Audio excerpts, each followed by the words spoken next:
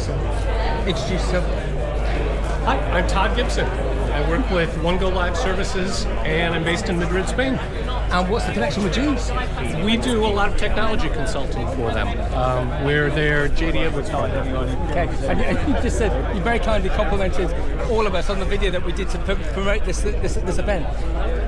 Thoughts, takeaways, views on this event? Oh, it's just been fabulous. I had no idea it was going to be as big as it is. The technology vendors, the variety trials, all getting to know some of the attendees. It's been a great day. It's interesting.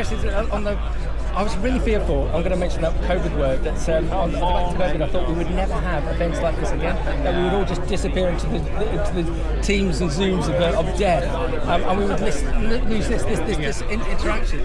But the fact that we can now do this, and as we said when we interviewed Rob earlier, the collaboration that comes from it, the magic dust. Everyone's got the same aim. You don't get this over video. No, okay. Just to be here, to be in person, and to run into people who you may not have met before. Okay, so this sector, you are obviously an expert in this sector. Where do you want this sector to be? Over the conversations with the Americans and the Australians, we heard about some of the speed bumps that we're all suffering. So where do you want this sector to be realistically? 3 years, 5 years? I'm just going to keep going. Because the American chaps had a really interesting point, that they've seen a 10% decrease in sales because of consumers not eating as much, perhaps because of the fat loss jokes that are going around. How do we future-proof the sector? So, I was surprised by that actually. I've heard a lot of people saying, I know that fast food chains in the United States are seeing a pretty big increase. Snack food companies are a decrease rather. Snack food companies are seeing a decrease. I would have thought that fresh produce would actually see a little bit of an uptake.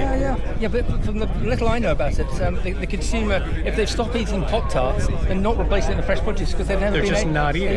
But I suppose that's our job now to do, is to educate them as to why they should. It feels like we're creating a movement here. I can imagine that banner headline: if you're on a fat loss drug, you need to eat more lettuce.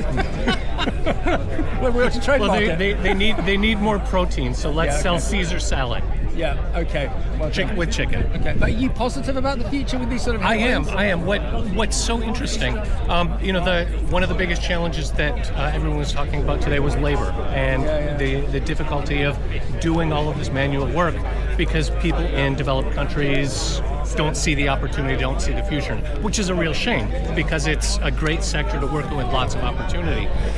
But the technology and how technology is coming in to fill those gaps with automation, with the laser weeders, the robotics, that's going to allow continued scale without having to add people to support that growth in the future. Yeah, because we're always going to have this margin pressure. So anything that we can do but as the guy said, these pieces are very expensive, but in the long term they'll pay for themselves. So it's just being brave to invest in them. That's right. Making that investment up front, the capital investment. Okay, so you're positive about the future, and here it comes. My favourite question: what's your favourite fresh produce? Romaine lettuce.